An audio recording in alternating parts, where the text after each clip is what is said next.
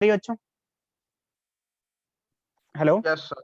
Yes sir. दो चीजों का रिफ्रैक्टिव इंडेक्स खासकर आप ध्यान रखना, एक तो वाटर का जो रिफ्रैक्टिव इंडेक्स होता है वो 4/3 होता है, याद ही रहे तो ज्यादा बेटर है, और 1.33 होता है।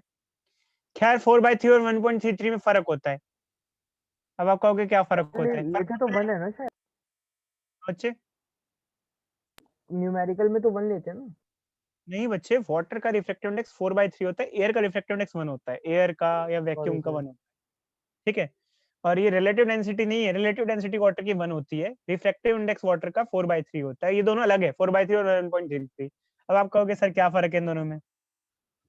बताओ भाई क्या फर्क है इन दोनों में, बोलो। सेम है दोनों, 4/3 और 1.33, यहाँ अलग है, बोलो। सेम और डिफरेंट? ऐसे तो वैल्यू तो मतलब अप्रॉक्स है वो। डिफरेंट है बच्चों, एक्चुअल में थोड़ा सा मिलता जुलता है बट है अलग अलग। कई बार हम 4/3 पुट करते हैं, रिजल्ट्स अलग मिलते हैं, 1.33 में रिजल्ट्स अलग मिलते हैं, ध्यान रखना। अप्रोक्सीमेटली सेम है बट वैसे सेम नहीं है, क्योंकि 4/3 1.33 नहीं होता, 1.33 बार होता है, ध्यान रखना। ठीक है, जबकि बार फिलहाल हम यूज नहीं कर सकते। खैर चलो बच्चों, हम एक क्वेश्चन डिस्कस करते हैं आपसे कि मान लो कि हमारे पास एक कंटेनर है, और कंटेनर में 12 सेंटीमीटर की लेंथ है। ठीक है, मतलब हाइट है, सॉरी। तो एक बच्चा अपनी आंख लगा के देख रहा है इसको,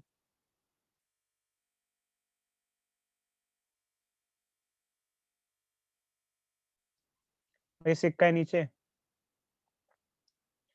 अभी इसमें कुछ नहीं है, एम्प्टी है। इनिशियली इसको पानी से भर दिया गया, फिल्ड विथ वाटर।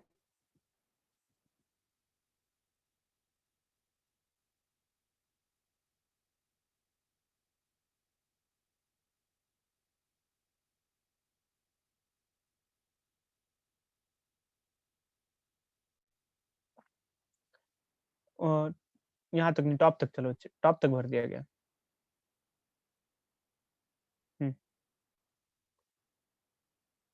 ठीक है, and refractive index of water is 4/3। First, find apparent depth।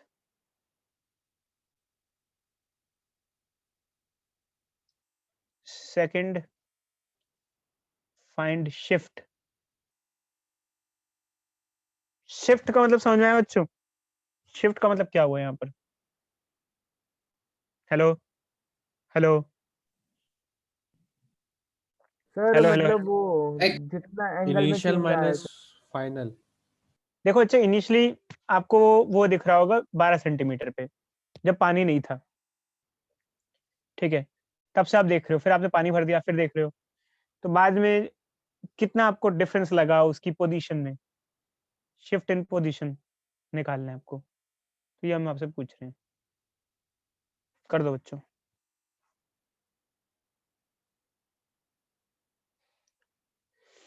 लिख लिया बच्चे? तब तक मैं वो खोलूं क्वेश्चन, और लिख लिया हो तो आपने?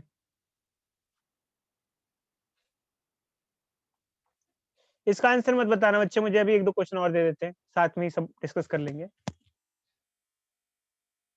क्वेश्चन नोट डाउन कर लो बच्चों, आगे बढ़ते हैं, बढ़े आगे।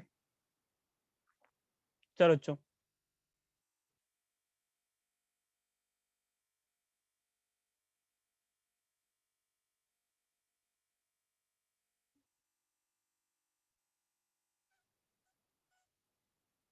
तो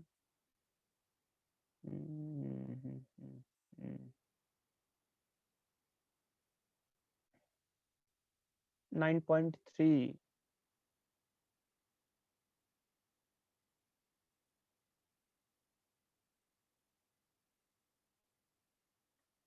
देखो बच्चों,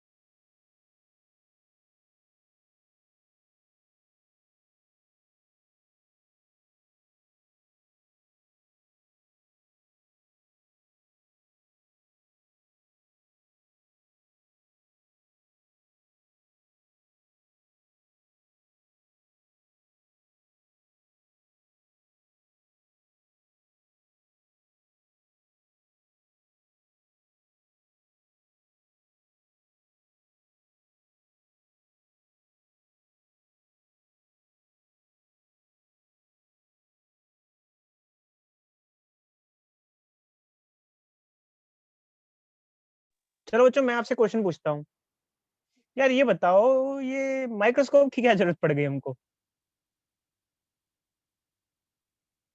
बोलो भाई बोलो, कोई बच्चा, कोई थॉट, कोई लॉजिक, बोलो भाई बोलो। हेलो सर पता हेलो नहीं। हेलो हेलो, किसी के दिमाग में कोई कॉन्सेप्ट?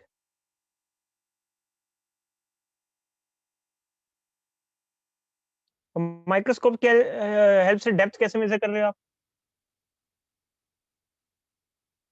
हेलो,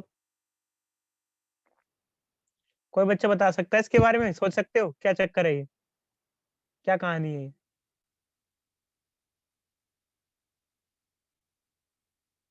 डेप्थ मेजर की जा रही है माइक्रोस्कोप की मदद से? क्या माइक्रोस्कोप ये सब कर सकता है? खैर आपने पढ़ा तो होगा नहीं।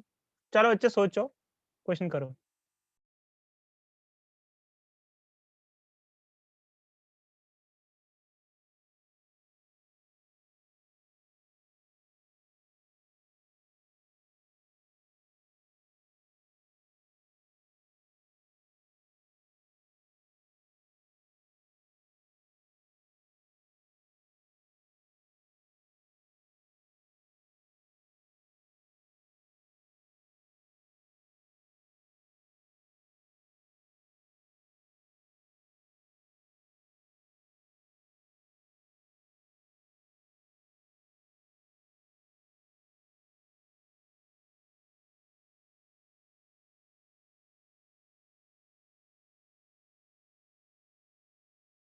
हो गया बच्चों, क्वेश्चन हो गए दोनों?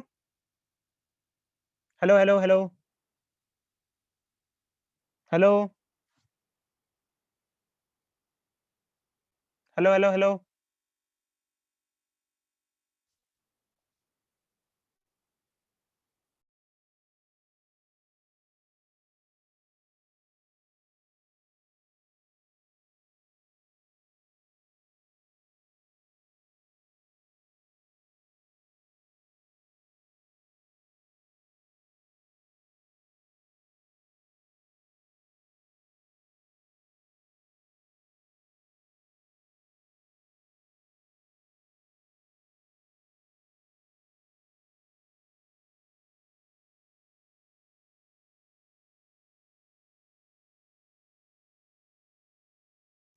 Hello hello hello.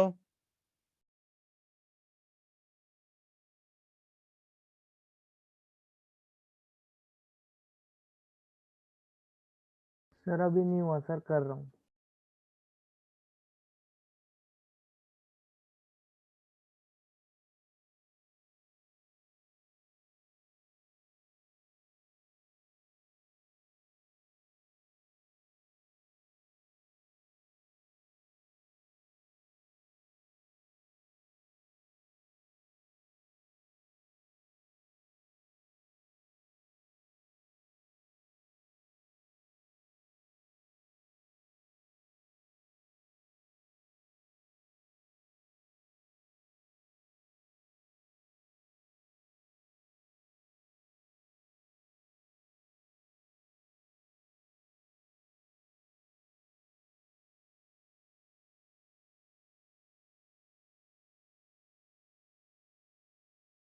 सर हो गया।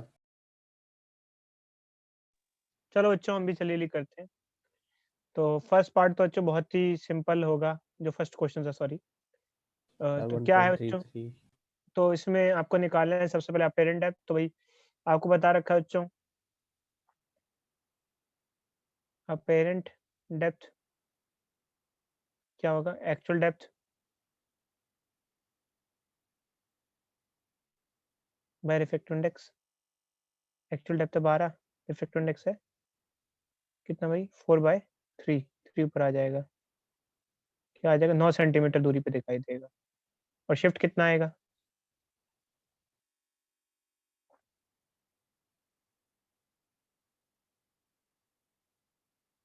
12 पे है, 9 पे दिखाई दे रहा है, तो 12 माइनस 9 क्या हो जाएगा, 3 सेंटीमीटर। कोई डाउट? अरे बोलो भाई बोलो। No sir. नो ये शिफ्ट सर। आ जाएगा, ये शिफ्ट आ जाएगा। ऐसे ही बच्चों ठीक दूसरे क्वेश्चन में भी है। अब माइक्रोस्कोप क्या मेजर कर सकता है? हाँ बच्चों, डिस्टेंस मेजर कर सकता है। खैर इसके बारे में अभी हम अभी डिस्कस नहीं कर रहे हैं, बट कर सकता है, इसलिए यूज किया जा रहा है, ऐसा नहीं यूज किया जाता वरना। तो ध्यान रखना बच्चों, बस फिलहाल के तौर पे। तो एक्चुअल डेप्थ दे रखा है 12.5, अपीरेंट डेप्थ दे रखा है, रिफ्रैक्टिव इंडेक्स पूछा हुआ है। क्या लगा देंगे फॉर्मूला बच्चों? इसको हम कह सकते हैं D dash is equal to D by N. ये फॉर्मूला लिख दें तो लगा सकते हैं, D1 D2 या H1 H2 कुछ भी लिख सकते हैं। डी डैश को हम मान लो अपेरेंट कह रहे हैं, तो अपेरेंट मान लो 9.4 दे रखा है और एक्चुअल है 12.5 और इफेक्टिव इंडेक्स इसको ऊपर नीचे करेंगे, क्या आ जाएगा? 12.5 बाय 9.4। कोई डाउट या नहीं? बोलो बोलो बोलो बोलो। No sir. तो ये हो जाएगा फर्स्ट पार्ट। सेकंड पार्ट क्या है कि रिप्लेस कर दिया गया, दूसरा फ्लूइड डाल दिया गया, आगे दे रखा है। अब क्या होगा? अब बताओ बच्चे, ये कैसे करोगे?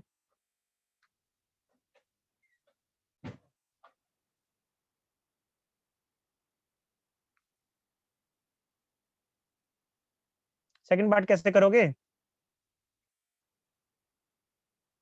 सर और शिफ्ट पूछिए। सेकंड पार्ट में डेप्थ नहीं पूछा, शिफ्ट पूछा है।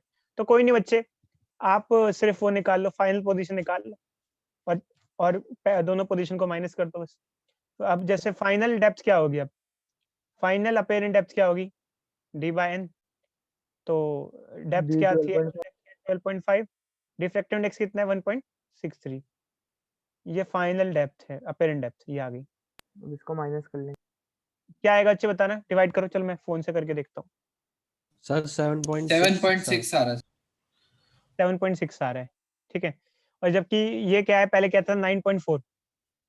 9.4 शिफ्ट इससे मेजर होगी बच्चे, इससे, क्योंकि इनिशियली क्या था? वाटर फील्ड था। तो इनिशियली जो अपेरेंटली इमेज बन रही थी 9.4 पे बन रही थी, अब फाइनली जो इमेज बन रही है 7.6 पे बन रही है। तो यहाँ से माइनस करेंगे, ये शिफ्ट आएगा। समझे? कितना शिफ्ट आएगा बोलो? 1.8 सेंटीमीटर। 1.8। मुझे और बताने वाले क्वेश्चन। देखो अच्छे, पहले देखो आप क्वेश्चन पढ़ लो अच्छे से, कुछ डाउट है तो बताओ। क्या मतलब, क्या क्या समझ में नहीं आया आपको? बताओ। सर मैं पढ़ता हूँ, एक मिनट पढ़। पढ़ लो अच्छे, क्योंकि पढ़ोगे तो ही समझ में आएगा। बहुत ज्यादा बेसिक है, कुछ खास है नहीं इस क्वेश्चन में।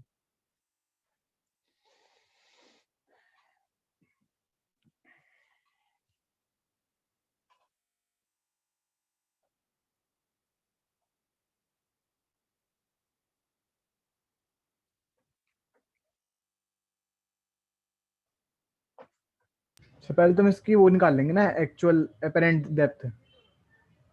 क्या है ये अपेरेंट? देखो इनिशियल अपेरेंट डेप्थ तो दे ही रखी है। इनिशियली तो फर्स्ट केस में तो दोनों ही दे रखा है। पहले केस में रिफ्रैक्टिव इंडेक्स पूछा हुआ है। पहले केस में देखो बच्चे क्या दिया हुआ है कि एक्चुअल डेप्थ है 12.5 यस सर। और अपेरेंट डेप्थ है 9.4। तो बताओ रिफ्रैक्टिव इंडेक्स क्या होगा? तो पहले केस में हमने रिफ्रैक्टिव इंडेक्स निकाल लिया। दोनों को डिवाइड कर देंगे सर। यस। हाँ, ये रहा राइट में। फिर इसने कहा कि हमने जो लिक्विड था, ये वाटर जो भी था फ्लूइड, उसको बदल के दूसरा फ्लूइड डाल दिया। अब उसका जो रिफ्रैक्टिव इंडेक्स है वो है 1.63। वो है 1.63। Okay sir. नाउ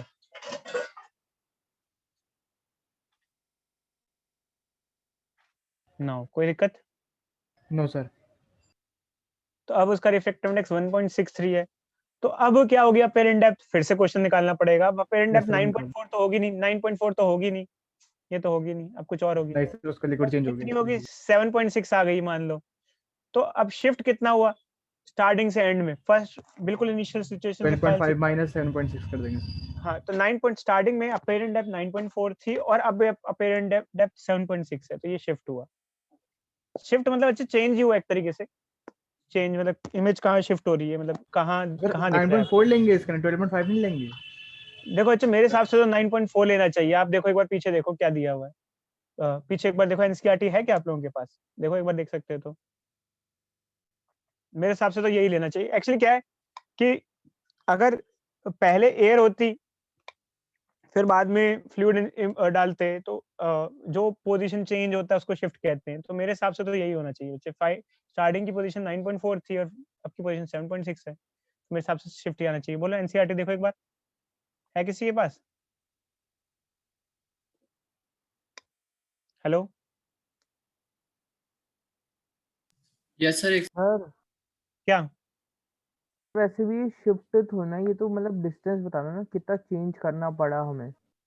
सर हाँ, फोकस तो करने बच्चे के लिए कितना किया वो पूछ रहे हैं तो ना। सर वो तो हाँ, बच्चे 9.4 में से माइनस होगा। हाँ, बच्चे वही एक तरीके से देखा जाए तो मतलब क्योंकि चक्कर क्या है कि वो बीच में वो खाली हो गया था, ये कॉन्सेप्ट डिस्कस नहीं करना चाहिए। सीधे-सीधे मान लो कि एक जादू हुआ, एक फ्लूइड से दूसरा फ्लूइड आ गया और उसमें ही ओके सर, पोजीशन आ गया। शिफ्ट हो गई, तो बस यही है। कोई डाउट? इमिसिबल फ्लूइड होगा नो तो सर, नो नीचे सर। से वो निकल रहा है, ऊपर से उसको डाल रहे हैं। कोई नहीं बच्चे बस जस्ट ऐसे ही समझ लो। कोई सा भी कॉन्सेप्ट मान लो, ठीक है? तो आगे सर बढ़े? 1.7 ही आ रहा है। हाँ, 1.7 ये तो 1 कितना आ रहा है बच्चे? 1.8 आ रहा है शिफ्ट ना हमारा तो। अरे सर उन्होंने राउंड ऑफ लिया होगा। अच्छा राउंड ऑफ लिया होगा, कोई नहीं। Yes sir. तो आपकी कैलकुलेशंस पे डिपेंड करता है। चलो अच्छा आगे बढ़ते हैं। तो ये बच्चों जो कॉन्सेप्ट अभी हमने डिस्कस किया है, ये हमारा कॉन्सेप्ट है शिफ्ट का, अपेरेंट डेप्थ वगैरह या शिफ्ट का।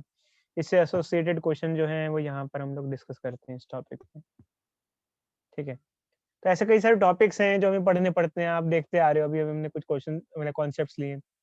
अब जो हमारा कॉन्सेप्ट आता है उसका नाम है टोटल इंटरनल रिफ्रैक्शन।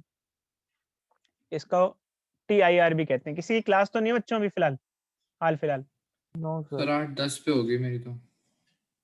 हाँ, तो ठीक है बच्चे, थोड़ा सा डिस्कस कर लेते हैं क्योंकि अब बाकी हम पढ़ेंगे आगे। वैसे भी अब तो इतना टेंशन नहीं है, एग्जाम तो ऐसे भी डिले हो जाएगा। और बट मैं लेट नहीं करूंगा, ऐसा मत सोचना बच्चे लेट हो करूंगा, और क्योंकि अब वैसे भी अब हमारा खत्म ही हो जाएगा। कुछ टॉपिक हमारे कट भी गए होंगे शायद, और सेमीकंडक्टर बचा हुआ है। तो देखो बच्चे, अब हम टोटल इंटरनल रिफ्रैक्शन पढ़ेंगे। इसको शॉर्ट फॉर्म में टीआईआर कहते हैं, टोटल इंटरनल रिफ्रैक्शन। इसकी कहानी कहाँ से चालू होती है हम आपको बताते हैं। देखो बच्चों, जब हमने ग्लास स्लैब पढ़ा था तो हम पढ़ते थे कि एक मीडियम से दूसरी मीडियम में जब लाइट जाती है तो रिफ्रैक्शन होता है। मीडियम 1 से मीडियम 2 में लाइट जाती है तो रिफ्रैक्शन होता है। तो होता है भाई, बिल्कुल होता है रिफ्रैक्शन।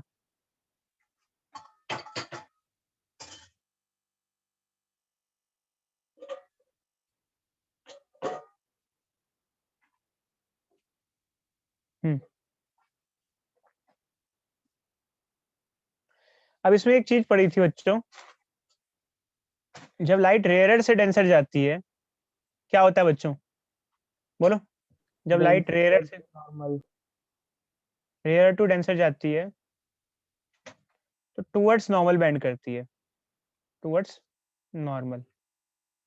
मतलब देखो एंगल कम हो जाता है, ये एंगल छोटा हो गया। ये आर कम हो जाएगा। एक्चुअली इसका कारण क्या है, जैसे यहाँ देखो, इसका रिफ्रैक्टिव इंडेक्स n1 है, नीचे वाले का रिफ्रैक्टिव इंडेक्स n2 है।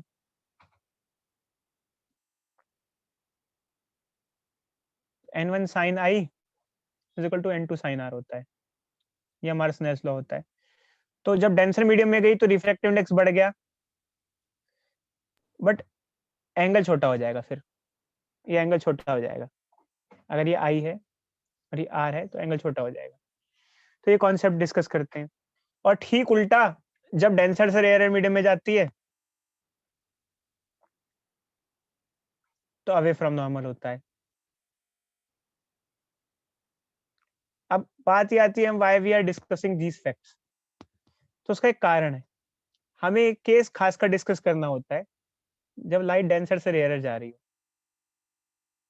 क्यों? बताते हैं अभी।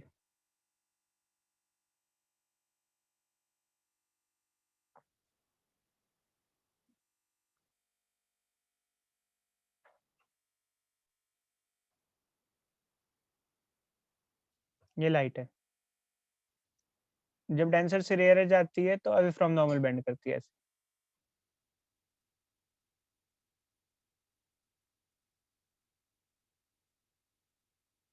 जैसे ये एंगल है, ये एंगल बढ़ा हुआ होता है, आई और आर है, तो R is greater than I होता है। क्यों? क्योंकि भाई होता है स्नेल्स लॉ के हिसाब से देखा जाए तो ये एक फैक्ट है। कोई डाउट बच्चों इस चीज को लेके बताओ। No sir. बट अब इसमें कहानी में यहाँ तक तो कोई दिक्कत नहीं है, बट एक दिक्कत होती है, जैसे अगर आई और बढ़ेगा तो आर और ज्यादा होगा। जैसे कि मान लो ये रे है, इसका आई छोटा है, अब दूसरी रे है, रे ए है, रे बी है, अब बी वाली रे का और बड़ा एंगल ज्यादा बड़ा है, और ज्यादा बड़ा है, तो उसका आर और ज्यादा बड़ा होगा। अच्छा, मैं कलर थोड़ा चेंज कर देता हूँ ताकि हमको मालूम रहे कि कौन सी लाइन किसको रिप्रेजेंट कर रही है। अगर यार ये तो चेंज ही नहीं हुआ, हाँ, अगर ये लाइन है ये, तो ये हो जाएगा ये, मतलब आई बढ़ा तो आर भी बढ़ जाएगा। अब अगर आई और बढ़े तो आर और बढ़ जाएगा, आई और बढ़े तो आर और बढ़ जाएगा, बट हमेशा आर जो होगा वो आई से ज्यादा ही रहेगा। अब आई आपने काफी बढ़ा दिया, और बढ़ते बढ़ते आई अगर आपने बहुत बढ़ा दिया, बढ़ते बढ़ते आर इतना ज्यादा बढ़ गया कि सीधे रे ऐसे चली गई हूँ, 90 डिग्री हो गया। ये आई है और ये एंगल आर हो गया। नॉर्मल के साथ सारे एंगल होते हैं, ध्यान रखना बच्चों, ठीक है। अगर आपने आई बहुत बढ़ा दिया, अगर आपने आई बहुत बढ़ा दिया, इतना हो गया आई कि आर 90 डिग्री हो गया। समझ रहे हो बच्चों? अगर हमने आई बहुत बढ़ा दिया और आर 90 डिग्री हो गया, तो ये एक स्पेशल केस होता है। इस टाइम जो एंगल ऑफ इंसिडेंस होता है, इसको हम क्रिटिकल एंगल कहते हैं, ठीक है। तो बच्चों, हाँ ठीक है बच्चों, ठीक है, चलो। तो ये क्रिटिकल एंगल होता है। तो कहानी आज यहीं तक समाप्त करते हैं बच्चों। बच्चे मैं नेक्स्ट क्लास में थोड़ा टाइम पे लूंगा, सॉरी बच्चों, आज मैंने लेट चालू किया था, इस वजह से हम उतना ज़्यादा नहीं पढ़ पाए जितना मैं पढ़